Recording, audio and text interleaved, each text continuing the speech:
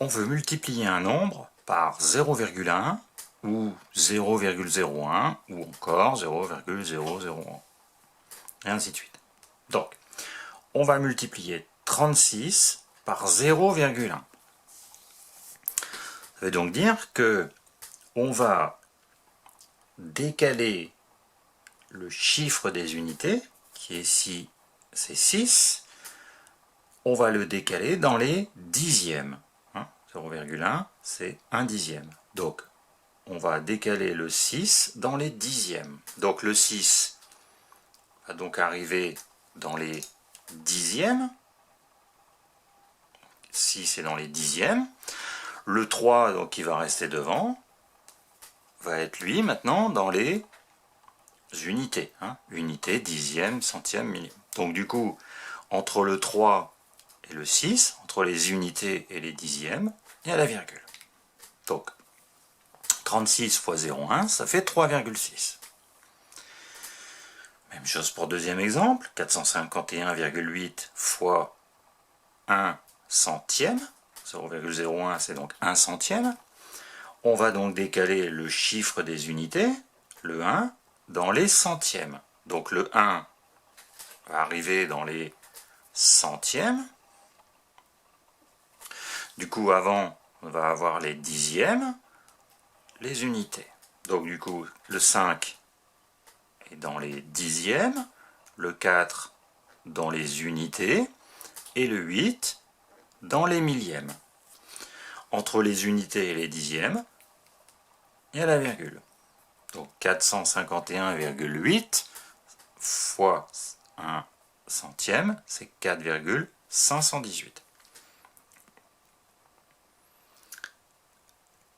Exemple suivant, donc même chose, on va décaler le chiffre des unités, toujours dans les centièmes, fois 1 centième. Donc le 8 va arriver dans les centièmes. Du coup, le 1 va donc être dans les dixièmes, 5 dans les millièmes, et 9 dans les 10 millièmes. Donc là, je ne peux pas le laisser comme ça, puisque il faut forcément que j'ai un nombre dans les unités. Or, dans les unités, je vais être obligé d'en rajouter un 0. Parce que là, il n'y a pas de chiffre, donc je remets un 0. Entre les unités et les dixièmes, j'ai la virgule. Donc, voilà comment on fait pour les trois exemples. Et maintenant, si on veut regarder un petit peu ce qu'on a fait, donc ici, on avait 36,0, c'est 36 unités 0 dixième. On est arrivé à 3,6. Donc finalement, on a décalé la virgule de un rang, puisqu'on est au dixième, un rang, de un rang vers la gauche. Donc on a décalé la virgule de un rang vers la gauche. Alors que si on multiplie par 1 centième, on décale toujours la virgule vers la gauche, mais cette fois-ci de 2 rangs. Donc de 2 rangs. Donc ici, décaler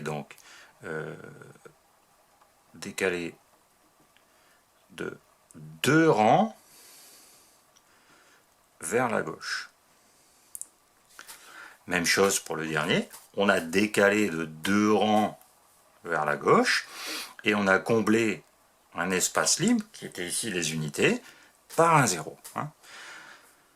Donc, si on compare avec multiplier par 10, 100 ou 1000, quand on multiplie par 10, on décale la virgule de un rang vers la droite, alors que pour multiplier par 0,1, 0,01, on décale la virgule vers la gauche.